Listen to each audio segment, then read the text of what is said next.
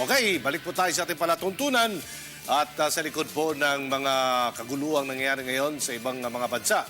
Sa Middle East ay nananatiling pabago-bago po ang presyo ng mga produktong petrolyo. Kaya pag-usapan po natin yan at makakasama natin live sa studio si Ginoong Donald D., ang Honorary Chairman ng Philippine Chamber of Commerce and Industry. Mr. D., good morning po, sir.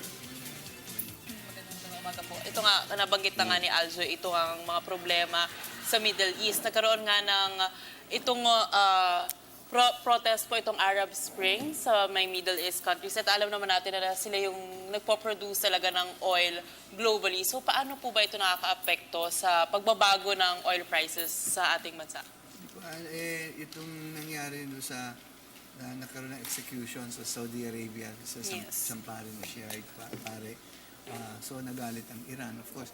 Pero itong away ng dalawang bansa ito, mga tao ito, matagal na ito eh. 17th century pa eh, Sunni at saka Shiite, nag-aaway talaga yan. But at any rate, so nung nagkaroon ng execution at siyempre nagagalit, nagkaroon ng demonstration sa Iran, and nangyari dyan, nagkaroon ng reaction ng merkado. So tumaas ng konti yung presyo ng langis. Pero palagay ko hindi sustainable yan dahil yung supply or stock ng langis sa merkado napakataas pa rin. Okay. May ilan pong mga lugar sa Pilipinas ay hindi po katulad ng presyo ng gasolina, ng diesel sa Metro Manila. Ano pong dahilan kung bakit po paiba-ibang presyo talaga ng presyo ng mga produktong petrolyo? Transport cost lang po yan. Okay. Dahil iba-ibang malayo po. For example, ang depot natin nasa Bataan. Dadalhin mo ngayon yung gasolina, papanik ka ng Mountain Province. So, depende sa condition ng kalye at sa distansya, nakakaroon ng additional transport cost. So, pero yung actual presyo ng gasolina, pareho. Ang ina-adjust lang yung logistic cost. Okay. So, ano yung forecast po nyo sa 2016? May mga pagtaas ba or pagbaba ng presyo ng produktong petrolyo?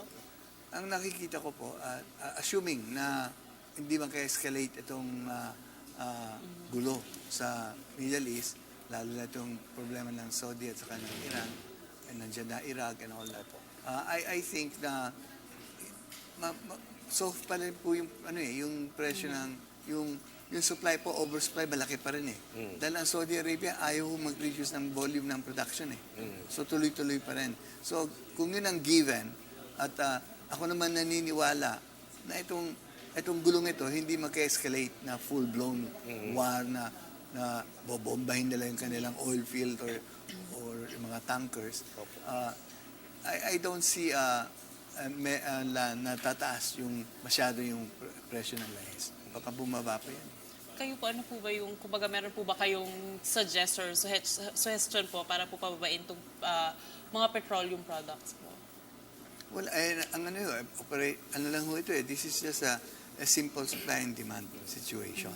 So wala tayo, for as long as nag-a-adjust pa yung ekonomiya ng China, na alam naman ninyo, growth rate, double-digit growth rate dati, ngayon siguro nasa 6%, 7%. So for as long as nag-a-adjust pa yung ekonomiya ng China, yung demand ng langis, mababa.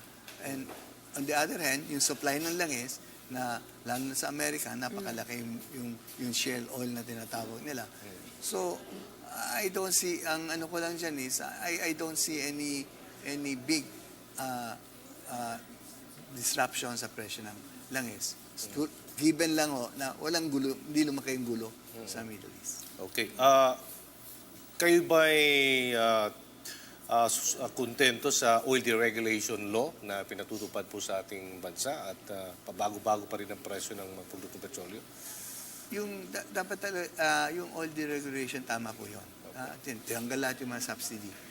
That's correct. And I think ang medyo sinasabi lang ng mga tao, pagtaas, sinasagat ng mga kumpanya, pagbaba naman daw, hindi kulang naman yung binabawas. Kulang, yun ang problema tumataas. Pero again, that is market forces po yan. So, hindi naman nila pwedeng itago na sa publiko. But natural lang po yun, yung pagbaba. Siguro ang inaano nila, pag bumababa, mas babagal ang baba dahil kinoconsume nila muna yung inventaryo. Pag tumaas naman ang oil, yung inventaryo, hindi naman nila binabawas, no? Immediately yung effect. Yun lang naman ang diferensya. But again, that's market forces po yan. Opo.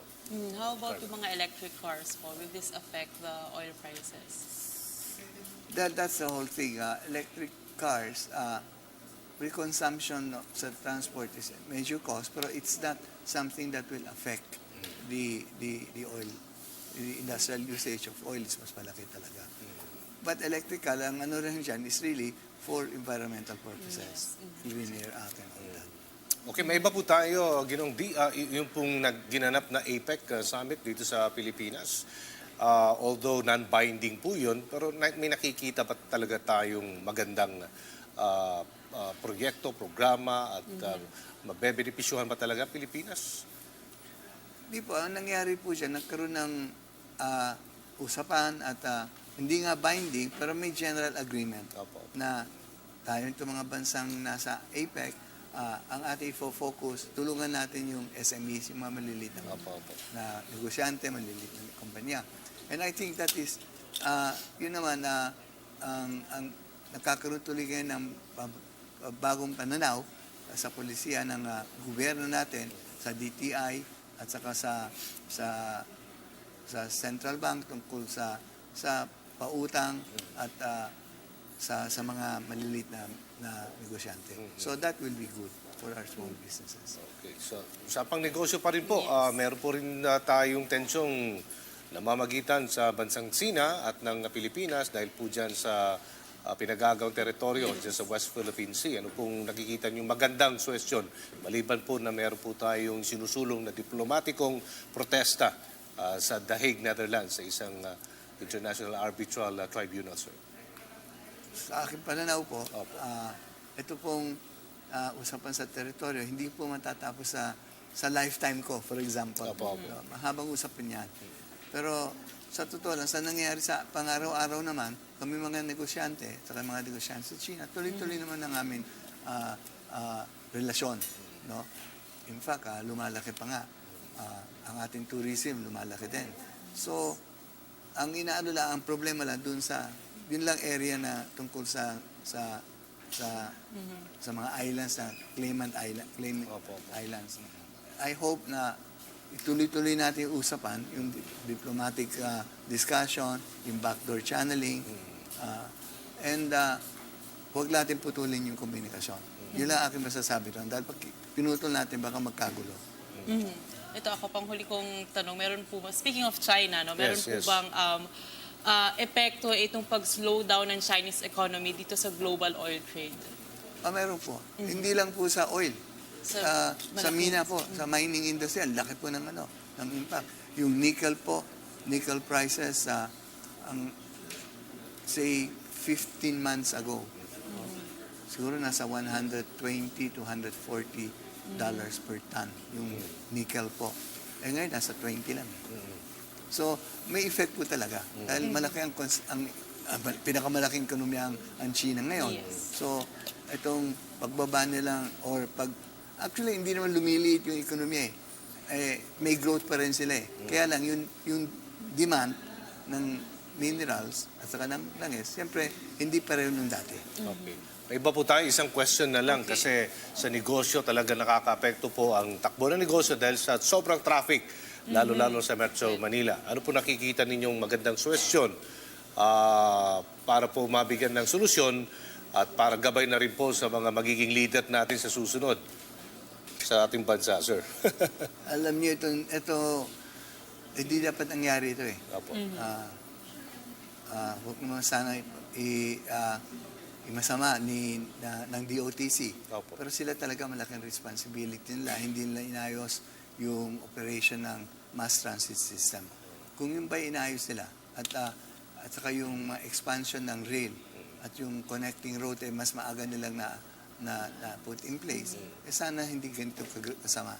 But anyway, walang solusyon dyan kundi paspasan natin yung rehabilitation ng MRT, LRT at saka yung mga connecting road north to south na ginagawa na naman ngayon. So I guess we still have to suffer traffic for the next 3 years. Like next 3 years. Thank you po, Mr. Donald D., ang honorary chairman ng Philippine Chamber of Commerce and Industry. Thank you so much, sir. Thank you. Magandang umaga po.